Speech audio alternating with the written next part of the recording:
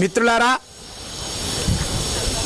ఈరోజు భవన మరియు ఇతర నిర్మాణ కార్మిక సంఘం టీయూసీఐకి సంబంధించిన రాష్ట్ర కమిటీ పిలుపులో భాగంగా మన కేంద్ర అంజయ్య భవన్ ఏదైతుందో ఆ అంజయ్య భవన్ ముందర ధర్నా చేయాలని విఎస్టీ నుంచి ర్యాలీ నిర్వహించడానికి రావడం జరిగింది.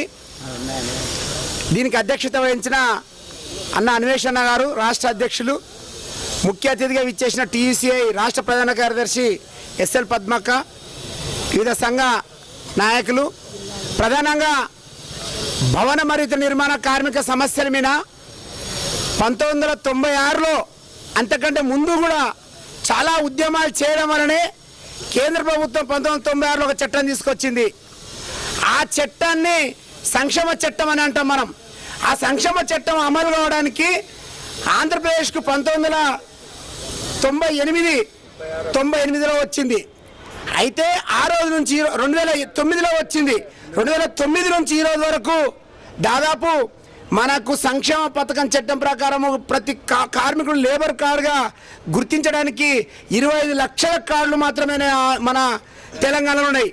దాంట్లో 15 లక్షలు మాత్రమే రెన్యువల్ అయినాయి. 10 లక్షలు రెన్యువల్ కాలేదు ఈరోజు వరకు. అంటే రెన్యువల్ చేసుకోలేని పరిస్థితుల్లో కార్మికులు ఉన్నారు. వాళ్ళకు అవగాహన కల్పించే పరిస్థితి ఈ లేబర్ అధికారులు లేరు. అట్లా రెన్యువల్ లేని కార్డులు ఉన్న వాళ్ళు ఎటువంటి సంక్షేమ పథకం రాదు. వాళ్ళకు చనిపోయినా కానీ, డెలివరీ అయినా కానీ, మ్యారేజ్ అయినా కానీ, ఇతరత్ర ఏమి జరిగినా వాళ్ళకి ఎటువంటి సంక్షేమ పథకాలు అమలు కావు. కారణం ఏంటంటే వాళ్లకు రెన్యువల్ చేసుకోవడానికి సకాలంలో రాష్ట్ర లేబర్ ఆఫీసర్లు అవగాహన కల్పించాలి. అట్లా అవగాహన కల్పించట్లేదు. మనం సంఘంగా ఈ ఊరూరు తిరిగి ప్రచారం చేసి అమ్మా సంఘం మనం రెన్యువల్ చేసుకోవాలి అని మన సంఘాలు లాంటి వాళ్ళు చాలా సంఘాలు పడడం వల్లనే కనీసం 15 లక్షల మంది రెన్యువల్ చేసుకున్నారు. ఈ 15 లక్షలతో పాటు 10 లక్షల మంది రెన్యువల్ చేయాలని చెప్పేసి మనం ఈ సందర్భంగా డిమాండ్ చేస్తూ ఉన్నాం. అదేవిధంగా ఈరోజు పెరుగుతున్న ధరలకు అనుగుణంగా ఈరోజు చాలా బయట చూస్తే అనేక ధరలు పెరుగుతూ ఉన్నాయి. మన కూలీ రేట్లు చూస్తే మనం పెద్ద మేస్త్రితో కొట్లాడమే తప్ప దీనికంటే ఒక చట్టం, ఒక పద్ధతి గల చట్టం ఎక్కడ లేదు. ఒక కార్మికుడు ఒక మేస్త్రి చేతికి ఎంత పని చేయాలి, ఆ పని చేసి ఎంత ఇవ్వాలి అని ఒక చట్టం పద్ధతి ప్రకారం లేదు. మనమంతగా మనమే అడిగి అయ్యా నాకు కడుపు నిండతలేదు, 1000 రూపాయలు ఇస్తావా, 500 ఇస్తావా అని మనం కొట్లాడి తెచ్చుకుంటున్నాం తప్ప నిజానికి దానికి ఒక పద్ధతి లేదు. ఎందుకంటే ఎవరైనా ఒక ఇంటికాడ ఒక పెద్ద మేస్త్రి పనిచేసిన తర్వాత ఇంట్లో డబ్బులు ఇవ్వకుంటే ఎవరిని అడగాలనో లేబర్ ఆఫీస్ దగ్గరకు పోతే యజమాని ఎవరో తెలియదని మాట్లాడుతున్నాడు.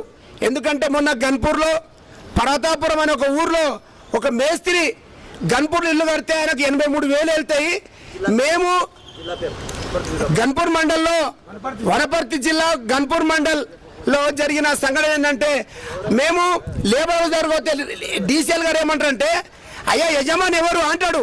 యజమాని ఇంటి యజమాని కదనంటే దానికో యజమాని కార్మికుడని కాదు, ఇది మాకేం సంబంధం లేదని మాట్లాడుతున్నాడు. లాస్ట్కు పోలీస్ స్టేషన్కి పోవాల్సిన పరిస్థితి వచ్చింది. అంటే కార్మికుడు పని చేసిన తర్వాత తమ డబ్బులు తనకి ఇయ్యని అడిగే హక్కు కూడా ఈ చట్టంలో సక్రమంగా లేదు. కాబట్టి కొట్టడంగా 83,000 నిర్ణయం అయితే ఆ ఊరు సర్పంచ్ వచ్చి దానికి దీనికి సమానం అని చెప్పేసి మనకు లెక్కలేకుండా చేసి 50,000 చేతిలో పెడతానని మాట్లాడిన పరిస్థితి ఉంది. అంటే నేనేమంటున్నానంటే గవర్నమెంటే ఒక లేబర్ ఒక కార్మికునికి భద్రత కల్పించాలి కదా, అట్లా భద్రత లేదు. మనం ఆ ఇంటితో కొట్లాడడం తప్ప ఆ కొట్లాడితే వాడు ఇస్తాడా ఇయ్యడా, వాడికి బలం ఉంటే ఇయ్యాడు, బలం లేకుంటే ఇస్తాడు. ఆ బలాన్ని బట్టి ఉంది. వాడు పెద్ద పొలిటికల్ లీడర్ అనుకో, వాడు ఏం చెప్తే అది వినాలి. అయ్యా ఇంతే అంటే అంతే వినాలి. అయ్యా వాడు పలానా తక్కువ ఇచ్చినని మన చట్ట ప్రకారం పోతే ఇచ్చే పరిస్థితి లేదు. కాబట్టి దీనికి లేబర్ ఆఫీసర్లు ఖచ్చితంగా దాన్ని దృష్టి పెట్టి ఎక్కడైనా కార్మికుడికి నష్టం జరిగితే వెనుక ఉండి వాళ్ళకు కేసులు చేసి వాళ్ళకు డబ్బులు ఇప్పించాలని సందర్భంగా డిమాండ్ చేస్తూ ఉన్నాం. అదేవిధంగా ఈరోజు డెలివరీ అవుతూ ఉన్నాం, మ్యారేజ్ చేస్తూ ఉన్నాం. ఈరోజు ఎంత ఇస్తున్నారా మ్యారేజ్కి అంటే 30,000 ఇస్తున్నారు. నిజానికి ఈరోజు డెలివరీ అయితే ఎంత అవుతుంది ఖర్చు, ప్రైవేట్లో 70,000 నుంచి 80,000 రూపాయలు ఖర్చు వస్తూ ఉంది. అంటే 70,000 రూపాయలు ఖర్చు వస్తుంది. వీళ్ళందరికీ తెలుసు లెక్క, మనకు కాదు వీళ్ళందరికీ తెలుసు, లేబర్ అధికారులు తెలుసు, అందరికీ లోకం అంతా తెలుసు. అయినా 30,000 నుంచి పెంచమని మేము గత 10 సంవత్సరాలు జరుగుతుంటే మనకు 30,000 కానీ పెట్టిండు. కనీసం ఇప్పుడైనా 1,00,000 రూపాయలు పెంచాలని డిమాండ్ చేస్తూ ఉన్నాం. అదేవిధంగా మనం 60 సంవత్సరాలు దాటిన తర్వాత మనకున్న లేబర్ కార్డులు ఎటువంటి పనికిరావు. ఎందుకంటే ఇన్సూరెన్స్ వరకే, సంక్షేమం వరకే పనిచేస్తాయి. ఆ తర్వాత లేబర్ కార్డు ఏం పనిచేయదు. మనమేమంటున్నామంటే మనకు గత 40 సంవత్సరాలుగా, అంటే మనకు 18 సంవత్సరాల నుంచి 50-60 సంవత్సరాలుగా నిరంతరంగా పనిచేసినాం. ఆ నిరంతరంగా పనిచేస్తుంటే సీకు సిమెంట్ మనం వాడుతూ ఉన్నాం. ఒకవేళ మనం సీకు సిమెంటే వాడకుంటే బంద్ చేసినాం అనుకో, మన పనే బంద్ చేసినాం. సీకు సిమెంట్ వాడకుంటే సీకు సిమెంట్ ఏమవుతుంది? ఫ్యాక్టరీలో పడుతుంది, కంపెనీలో ఉంటుంది, లేకుంటే ఆఫీస్, లేకుంటే వ్యాపార కేంద్రాలు ఉంటుంది. దాని నుంచి వచ్చే సెస్ మనం వాడకుంటే సెస్ కట్ కాదు, మనం వాడేటందుకే సెస్ కట్ అవుతూ ఉంది. అంటే కొన్ని లక్షల రూపాయలు ఈరోజు మనం వాడే ప్రతి వస్తువు మీద ఈరోజు సెస్ వసూలు అవుతూ ఉంది. మన సీకు సిమెంట్ కొనడం వల్ల, రకరకాల కొనడం వల్ల దాని మీద ప్రభుత్వానికి 18 రూపాయలు, 118 రూపాయలు ట్యాక్స్ గవర్నమెంట్కి అవుతుంది. అవి మనం 40 సంవత్సరాలు కష్టపడితే పోతా ఉన్న ట్యాక్స్ ఈరోజు ఒక ఎంఆర్ఓ కష్టపడితే ఆయన జీతంలోకి వెళ్ళి కట్ అవుతుంది జీపీఎఫ్ అని, లేకుంటే ఇంకో కంపెనీలో పనిచేస్తే పిఎఫ్ అని కట్ అవుతుంది.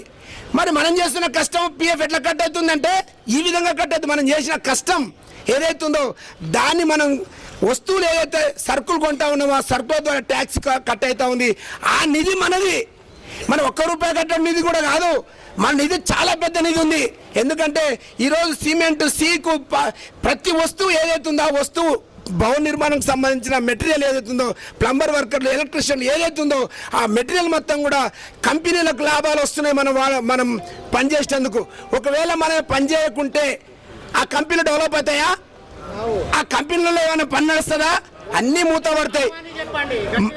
మూతనే పడతాయా పడవా?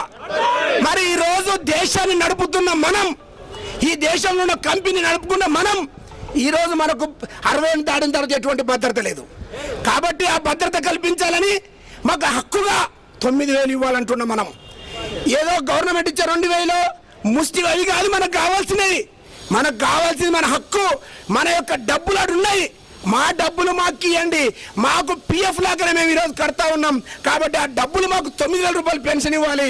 ఎందుకంటే ఈరోజు 60 అయిన తర్వాత మా తల్లిదండ్రులు, మా పిల్లలు ఎవరు పడుచుకోరు, మమ్మల్ని ఎవరు లెక్క చేయరు. ఎక్కడంటే మన ఇన్ని రోజులు వాడుకొని ఎట్టయితే గవర్నమెంట్ ఈడ్చిపడేసిందో రేపు మన పిల్లలు కూడా అదే పరిస్థితి వస్తుంది. కాబట్టి అన్నమో రామచంద్ర అడుకోవాల్సిన పరిస్థితి వస్తుంది మనవి.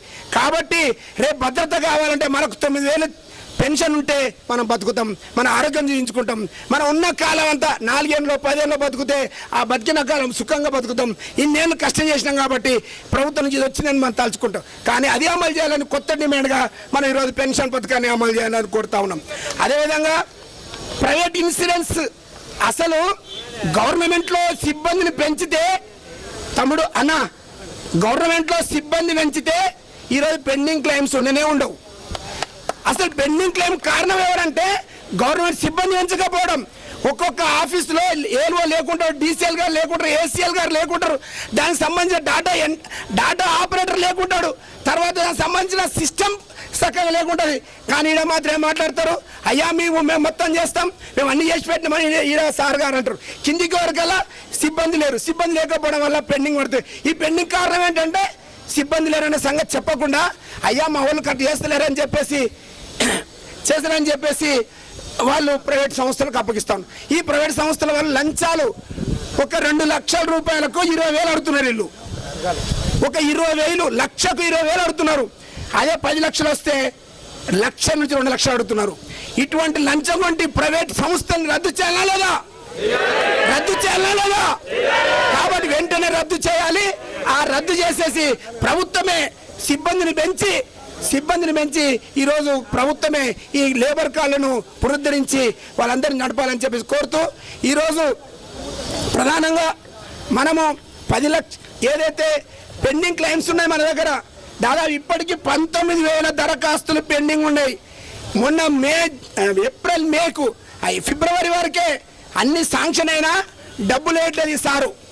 ఈ పెద్ద సార్ ఏమంటుండంటే, ఏమయ్యా సార్ పైసలు వేస్తలేరు, డబ్బులు అన్ని శాంక్షన్ అయినాయి, అప్రూవల్ అయిపోయినాయి, డిస్పర్స్ అయినాయి, ఎందుకు డబ్బులు పడతలేమంటే రేవంత్ రెడ్డి గారు ఆపమన్నారు. ఎందుకు? మేడే సందర్భంగా కార్మికులకు ప్రేమ కానుకకి ఇస్తానడట. అయ్యో నిజం, సరే అట్లనే వేస్తాడేమో అని మనం అనుకున్నాం. మే ఈడికి 26 రోజులు 25 రోజులు అవుతుంది. ఈరోజు వరకు మేడే సందర్భంగా పెంచుతాడేమనుకున్నాం, పెంచలేదు. మన డబ్బులు మనకి ఇస్తాను, అది ఇవ్వలేదు. అంటే వీళ్ళందరూ వాణి మీద ఆధారపడి ఆయన ఏ వద్దంటే వేస్తలేడు. అంటే ప్రభుత్వం కూడా ఏం చేస్తుందంటే కార్మికుల డబ్బుల్ని ఇంత సుందరీకరణ చేసింది మన డబ్బులతోటి. ఈరోజు ప్రతి టేబుల్, ప్రతి కుర్చీ, ప్రతి మన డబ్బులే. ఈ ఆఫీసులో ఉన్న ప్రతి వస్తువు మన డబ్బులతోటే ఈరోజు అందంగా తయారైంది. అట్లా అందంగా వాళ్ళు తయారు చేసుకుని తయారైంది. కానీ మన కార్మికులు రోడ్డు మీద వాడి ఎండకు, వానకు, చలికి గదగద వణుక్కుంటూ పనిచేస్తూ ఉంటే వాళ్ళకు మాత్రం ఈరోజు క్లెయిమ్ సక్రమంగా సరైన టైంలో డబ్బు లేక ఇబ్బందులు గురి చేస్తూ ఉన్నారు. కాబట్టి ఈ ఇబ్బందులకు గురికి కాకుండా రేపు భవిష్యత్తులో ఇంకా ఇటువంటి ఉద్యమాలు ఇంకా ఎక్కువ పెద్ద ఎత్తున మనం కొనసాగించాలి. అట్లా కొనసాగించినప్పుడే మన బతుకులు మారుతాయి. మన 9,000 పెన్షన్ వచ్చే వరకు కూడా మన జిల్లాలో కానీ, మండలంలో కానీ, గ్రామాల్లో కానీ దీనికోసం పెద్ద ఎత్తున మీరందరూ ప్రచారం చేస్తారని మీ అందరూ కూడా మరొకసారి ధన్యవాదాలు తెలియజేస్తూ ముగిస్తున్నాను.